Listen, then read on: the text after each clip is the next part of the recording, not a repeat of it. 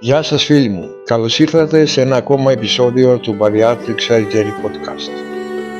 Όταν ένας άνθρωπος παίρνει τη μεγάλη απόφαση να αντιμετωπίσει την νοσογόνο παχυσαρκία μέσω της χειρουργικής, το πρώτο πράγμα που αντιμετωπίζει είναι ένας καταιγισμός από ιατρικούς όρους. Γαστρικό μανίκι, γαστρικό bypass, mini bypass, σάση, κολοπαγκρατική εκτροπή. Είναι πολύ εύκολο να χαθείς και να αγχωθείς. Η πιο συχνή ερώτηση που δέχομαι είναι ποια επέμβαση είναι η καλύτερη για μένα. Σήμερα λοιπόν θα βάλουμε τα πράγματα σε μια σειρά. Θα αναλύσουμε τις δύο πιο δημοφιλείς και δοκιμασμένες επεμβάσεις παγκοσμίως, το γαστρικό μανίκι και το γαστρικό bypass. Θα δούμε πώς λειτουργούν, ποια είναι τα υπέρ και τα κατά τους και με ποια κριτήρια ο γιατρός επιλέγει την κατάλληλη για κάθε ασθενή. Μείνετε μαζί μας γιατί η γνώση είναι η δύναμή σας σε αυτό το ταξίδι. Ας ξεκινήσουμε με το γαστρικό μανίκι, το οποίο ιατρικά ονομάζεται επιμήκης γαστρεκτομή. Αυτή τη στιγμή είναι η πιο συχνή επέμβαση παγκοσμίως. Τι ακριβώς κάνει ο χειρουργός εδώ? Λοιπόν, φανταστείτε το στομάχι σας σαν ένα μεγάλο ασκή ή μια σακούλα. Ο γιατρός αφαιρεί λαπαροσκοπικά περίπου το 75 με 80% του στομάχου κατά μήκος. Αυτό που απομένει είναι ένας στενός σωλήνας σαν ένα μανίκι ρούχο ή σαν μια μπανάνα. Πώς σας βοηθάει να χάσετε βάρος? Λειτουργεί με δύο τρόπους. Ο πρώτος είναι ο περιοριστικός. Το νέο στομάχι χωράει πολύ μικρότερη ποσότητα φαγητού, περίπου 100 με 150 ml στην αρχή. Ορθαίνεται δηλαδή με λίγες μπουκές. Ο δεύτερος τρόπος, που είναι και ο πιο σημαντικός, είναι ο ορμονικός. Στο κομμάτι του στομάχου που αφαιρείται παράγεται μια ορμόνη που λέγεται γκρελίνη, η ορμόνη της πείνας. Μόλις αφαιρεθεί αυτό το τμήμα, τα επίπεδα της γκρελίνης πέφτουν κατακόρυφα. Αυτό σημαίνει ότι ο ασθενής μετά το χειρουργείο δεν νιώθει εκείνη την έντονη βασανιστική πείνα που ένιωθε όταν έκανε δίαιτες. Είναι μια τεράστια ανακούφιση. Τα πλεονεκτήματα του sleeve είναι ότι η ανατομία του πεπτικού συστήματος δεν αλλάζει ριζικά. Η τροφή ακολουθεί τη φυσιολογική της πορεία. Επίσης, η απορρόφηση των βιταμινών επηρεάζεται λιγότερο σε σχέση με το bypass, αν και η συμπλήρωση παραμένει απαραίτητη τουλάχιστον για τον πρώτο χρόνο μετά την επέμβαση.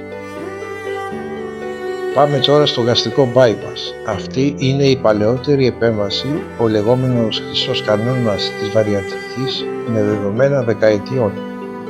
Εδώ ο χειρουργός κάνει κάτι πιο σύνθετο. Χωρίζει το στομάχι σε δύο κομμάτια.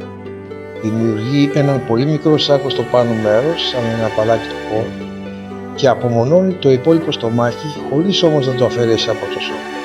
Στη συνέχεια παίρνει ένα τμήμα του δεκτού εντέρου και το συνδέει απευθείας σε αυτό το μικρό σάκο.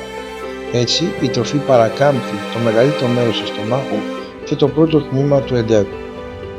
Πώς λειτουργεί το bypass?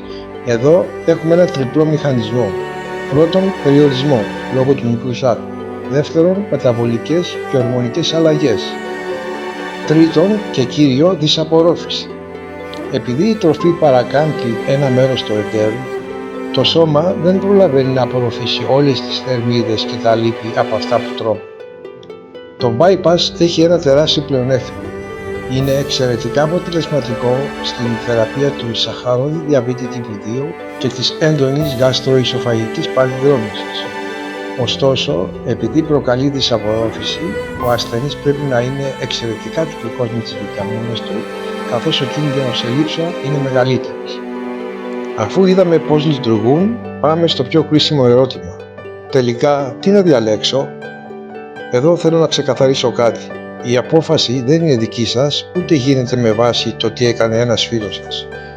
Είναι μια απόφαση που παίρνει ο εξειδικευμένος χειρουργός σε συνεργασία με εσάς μετά από ενδελεχή έργο.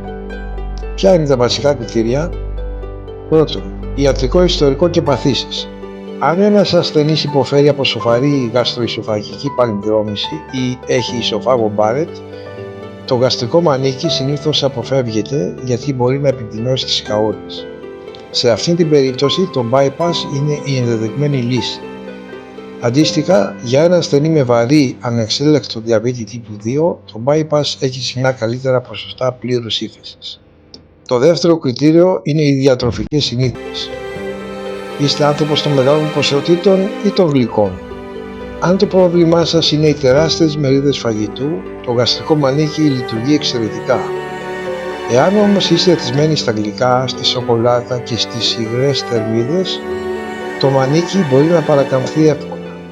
Το bypass μέσω ενός μηχανισμού που λέγεται syndrome tapping, ένας έντονος πόνος και δυσάρεστο καύσος, ναυτία ή εφίδρωση όταν τρώτε πολύ ζάχαρη, λειτουργεί ως κόφτης και σας προστατεύει από τα γλυκά. Και τρίτο κριτήριο είναι ο δείκτης μάζας σώματος. Σε περιπτώσεις ακραίας παχυσαρκιάς, με δείκτη μάζας σώματος πάνω από 50 ή 60, ο γιατρός μπορεί να επιλέξει μια προσέγγιση 2 στα 2, ξεκινώντας με το γαστρικό μανίκι και αν χρειαστεί μετατρέποντάς το αργότερα σε bypass. Φίλες και φίλοι, είτε sleeve είτε επεμβάσεις τύπου bypass, το συμπέρασμα είναι το ίδιο. Όλες οι επεμβάσεις είναι εξαιρετικά ασφαλείς και αποτελεσματικές στα χέρια μιας έμπειρης χειρουργικής ομάδας. Δεν υπάρχει καλή και κακή επέμβαση. Υπάρχει η κατάλληλη επέμβαση για τον κατάλληλο άνθρωπο. Θυμηθείτε όμως, το χειρουργείο θα κάνει το 50% της δουλειάς, αλλάζοντας την ανατομία σας. Το άλλο 50% είναι η δική σας δέσμευση να αλλάξετε τρόπο ζωής. Αν βρήκατε χρήσιμο αυτό το επεισόδιο του Bariatric Surgery Podcast, μοιραστείτε το και γράψτε μου στα σχόλια. Εσάς ποια επέμβαση σας έχει προτείνει ο γιατρός σας ή ποια σκέφτεστε? Μέχρι την επόμενη φορά να είστε καλά και να επενδύετε στην υγεία σας. Γεια σας.